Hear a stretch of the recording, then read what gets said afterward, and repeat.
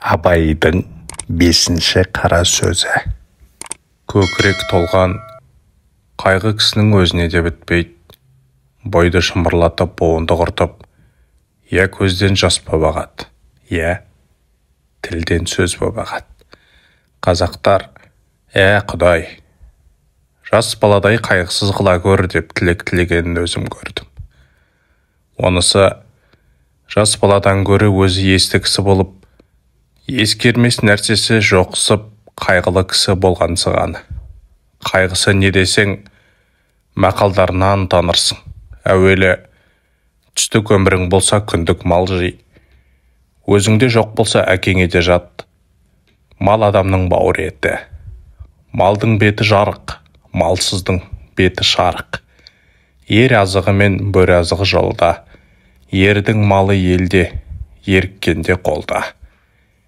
Берген пенде бұзар, алаған қолын береген. Мал тапқан ердің жазығы жоқ. Байдан үмітсіз, Құдайдан үмітсіз. Қарның ашса, қаралы үйге шап.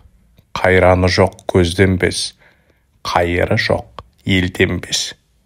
Деген осындай сөздерді көп, есепсіз толып жатыр. Бұл мақалдардан не шықты? Мағлұм болды.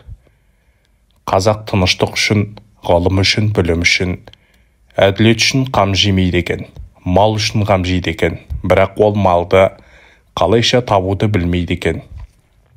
Бар білгені малдыларды алдап алмақ, яки мақтап алмақ екен. Бермесе онысымен жауласпақ. Малды болса, әкесін жаулауды да ұят көрмейді екен. Әйтеуір ұрлық, қулық, сұмдық, тіленшілік. Соған ұқсаған қылықтың қайсысын болса да, қылып жүріп мал тапса, жазалы демессек керек екен.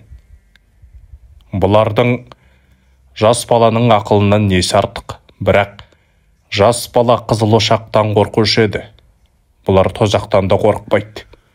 Жас бала ұялса, жерге ине жаздаушы еді. Бұлар неден болса да ұялмайды. Сол ма артылғаны? Қолымыздағыны үлестіріп, талатпасақ, бізде өзіндей болмасақ безеді екен. Іздеген еліміз сол ма?